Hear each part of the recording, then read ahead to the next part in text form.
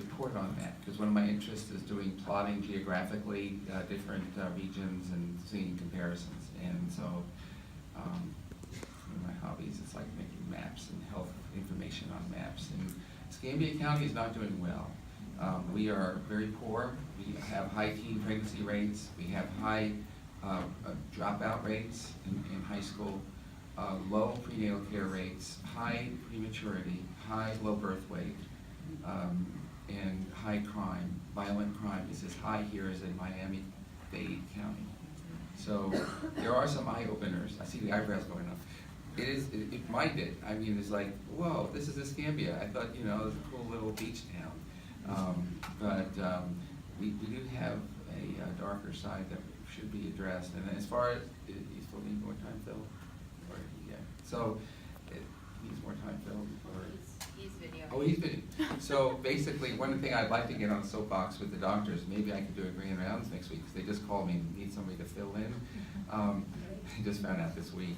But we could get the ACEs presented to the doctors, because I think the medical world needs to be alert, because we're in the trenches in the first line, you know, seeing the kids when they come in with their injuries.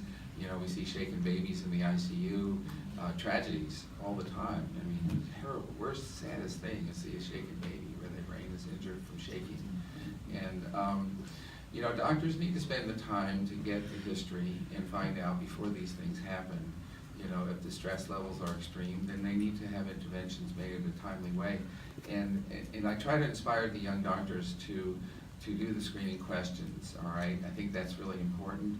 But the medical profession today is under stress, toxic stress. We have, we're being forced into smaller and smaller visits, like 10, 15-minute, you know, we have some problems. And so the issue of changing the medical systems is you know, necessary to identify these cases. Thank you. Anyone else want to speak to that? Or if not, we'll go on. We have a few more, and some of they're related. So good job on our theme connections with questions. So the first one says, "What's the ideal ratio of school counselors to students?" And then the other one, yeah. Then the next one says, yeah, it doesn't exist. It doesn't exist here. Yeah, the ideal ratio. Does anyone know what the current ratio is, right? There's one social worker assigned to, I think, at least 4 to 6 schools in a cluster.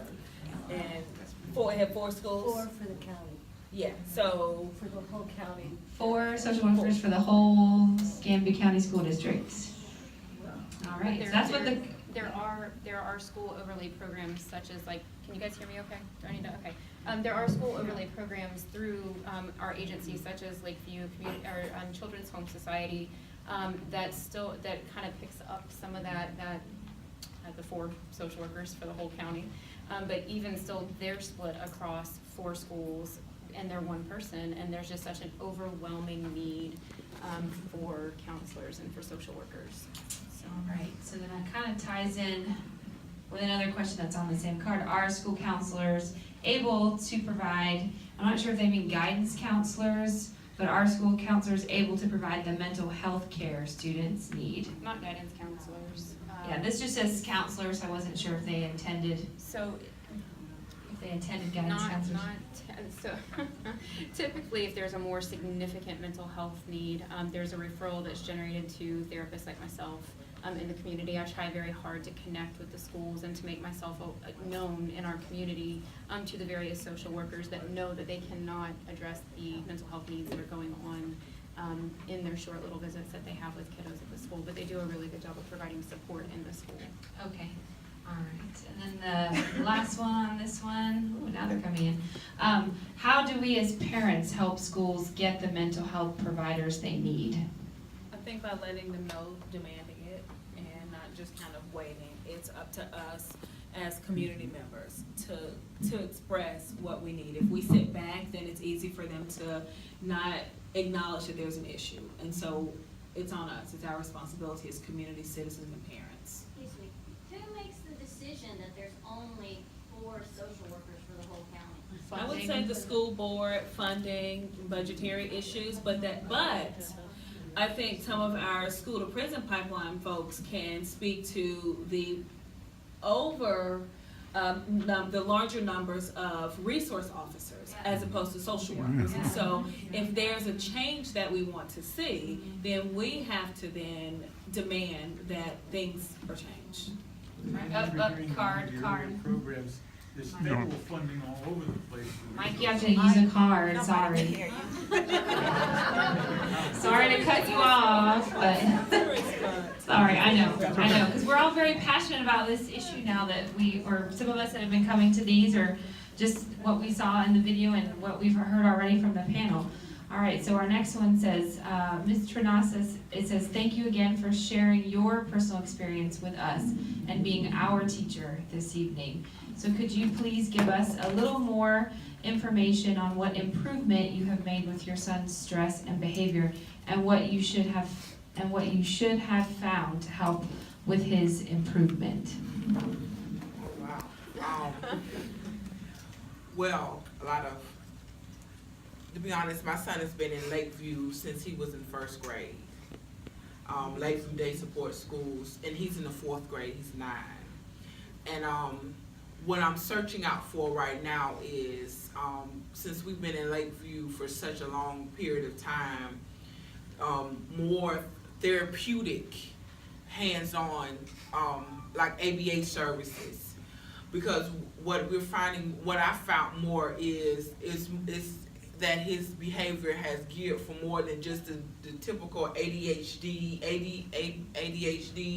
and mood disorder, till it can be from the trauma that he experienced during his lifetime of the neglect and the being absent from his parent, that it could be a slight of autism, and that was my own study, and I was like kind of shocked to notice that. But Lakeview doesn't provide that. I would have to go through Sacred Heart, and that's kind of my help cry right now with me in Lakeview. Is they are mainly the center of behavior meds, headquarters here in Escambia County, and you don't have an ABA services, to provide for children that do have acute autism, or and don't have not high on the spectrum, but are low on the spectrum. When I got my son, he didn't speak, he didn't talk a lot. He pointed and he threw tantrums. I knew when he wanted something when he threw a chair across the room, and that got my attention. And things like that I had to work on over and over. Now, he has been hospitalized in Baker Act numerous of times, and we've been through a residential treatment called Meridian here in Escambia County, and we did that 3 times, back to back, over and over. And my cry was, how can I help him when he's going through those different changes where he doesn't know what is going on with his body, and he doesn't know what's going on, mentally. He can't verbalize them to me. And so that's when we started something similar to what she did on the resilience, writing the letter to Miss Kendra. And so he started writing and drawing stuff, and I started looking at it and taking it to people and say, this doesn't look kind of right. Why would he be drawing it at this age, and what was this? And so it kind of opened us up till, there was a lot of neglect. And there was it was probably some sexual abuse while I was gone. And so that helped me avenue, what he needed and what he didn't need it. And so that helped me eliminate some things. I have been to a doctor where he just gave me prescriptions and sent me out the door. Prescription after prescription after prescription. I can't say my son has been on every medicine that has been known to man, from lithium till Focalin to Ritalin to everything, and they've tried it, and I give it back. No, this is not working. No, this is not working. Until I learned that it's not the medicine, it was the therapy. And it was the therapy that both of us needed at the time, for me to deal with what he was going through, and for him to deal with what he needed to go through. So I learned that talking, being an advocate, because I'm his only advocate. You know, I can sit him in front of a doctor, I can sit him in front of a psychiatrist. They only have that little bitty minute with him. School overlay counselors, because they have so broad of students. But I had to be his advocate. You know, I sat in, I tried to understand what was going on. You know, the wordings, what was that? What is chronic stress? Like doctor said, what is acute stress? You know, what is trauma? How can trauma affect, you know, a child as this? Just like it affected me when I was a kid and I grew up. And so I had to reach out and research and learn it because I wanted my son to be better. I wanted him to have a chance.